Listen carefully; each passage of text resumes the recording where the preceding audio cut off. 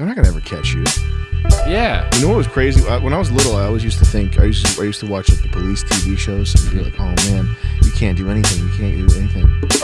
And then I realized like that represents like 2% of like the actual. Like you can just go out in the street and like fire a gun randomly, and if you drive off, you're probably not gonna get caught. Yeah. Like nothing. No one ever gets caught. The people that do get caught, they're like blithering morons. And they do it. They do it in front of like family members. Yeah, if you and there's like a long build up too. Like, I'm going off my pills. I'm going nuts, man. I'm going nuts. I'm gonna do something. And then they do it like 3 days later. Yeah. If you talk to a cop and you're like, "What do you do all day?" They're like, "I deal with like everybody's a moron." Like a lot of criminals are just like dumb. They're low IQ. These are some of the latest videos in 2022 made by one of the most successful media creators in recent history. If you take these videos and start counting the number of cuts per minute, an interesting pattern emerges. The x-axis shows time going up by minute-long increments, while the y-axis shows the total number of cuts. On its own, it might be a bit difficult to put in perspective, but when shown along with some older videos by the same channel years ago, and as well as some newer, successful, and fast-growing channels, the developments become clearer. What it shows is that successful videos are faster than they've ever been before, and why this has a short answer and a long answer. The short answer is that our attention spans are fried, monkey-like action and quick stuff. That's the end of the video. The long answer, though, requires you to answer a question.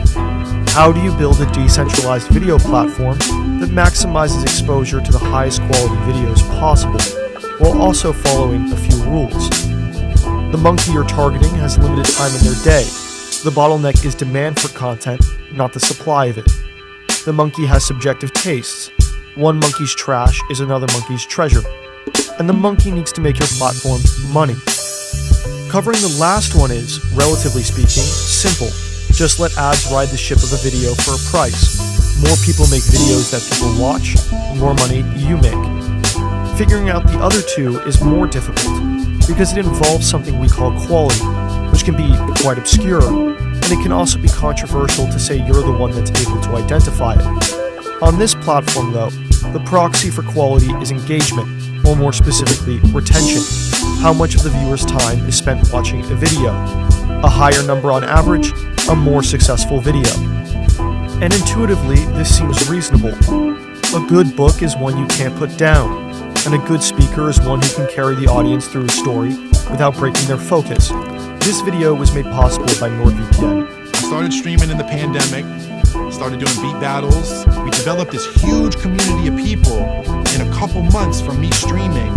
And one day I go on, everybody who's like my favorite people, the screen names I recognize, every single person is saying, Kenny, you need to hear this kid, you need to hear this kid. There's a 16-year-old who just posted their first music, you need to hear this. I pulled the video up, the song was called Muscles by DVR, and a 16-year-old started watching me during COVID on Twitch and got a demo version of Ableton. He made a 4-track EP, and he posted it in the Discord. I played it on stream. The next day, he got hit up by 3 managers.